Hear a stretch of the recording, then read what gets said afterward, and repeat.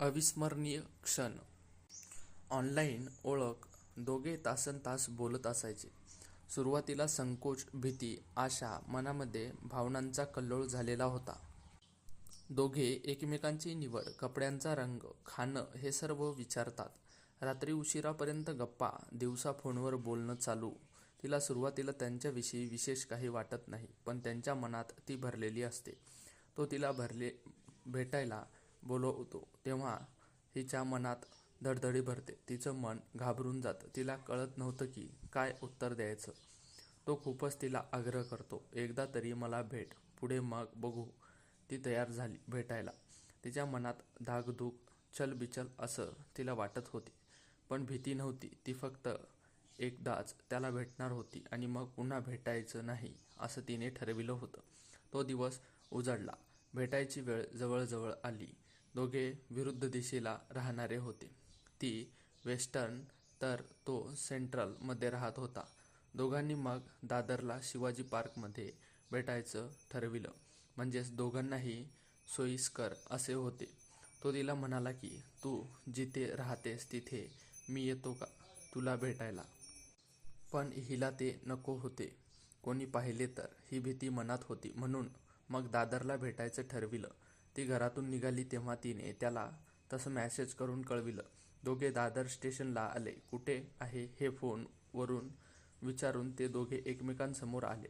तिच्या पाठी एक जाड बाई होती. त्याला वाटलं हीच आहे ती. तिने पाठी वळून बघितलं तेव्हा दोघांची नजरानजर झाली.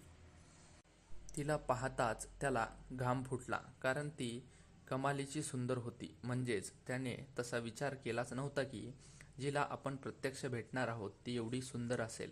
दोघे एका हॉटेलमध्ये चहा पिण्यासाठी गेले. चहा घेता घेता गप्पा होतील त्या मागचा उद्देश होता. दोघे एका टेबलवर येऊन बसले. वेटरने पाण्याचे 2 ग्लास दोघांच्या समोर आणून ठेवले. त्याने लगेच पाण्याचा ग्लास हातात घेतला आणि तो गटागट पाणी पिऊ लागला. तिने तिचा ग्लास पण त्यांच्या पुढे केला. त्याने तो ग्लाससुद्धा रिकामा केला. ती म्हणाली, एवढा काय घाबरला आहेस? मीच आहे वास्तविक.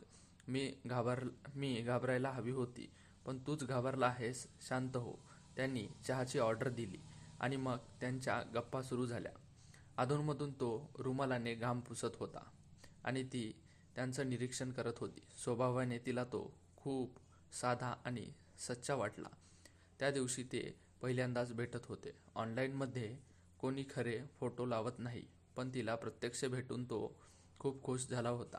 त्याला ती खूप आवडली होती. तिचं बोलणं, हसणं सगळं त्याला वेड लावणारं होतं.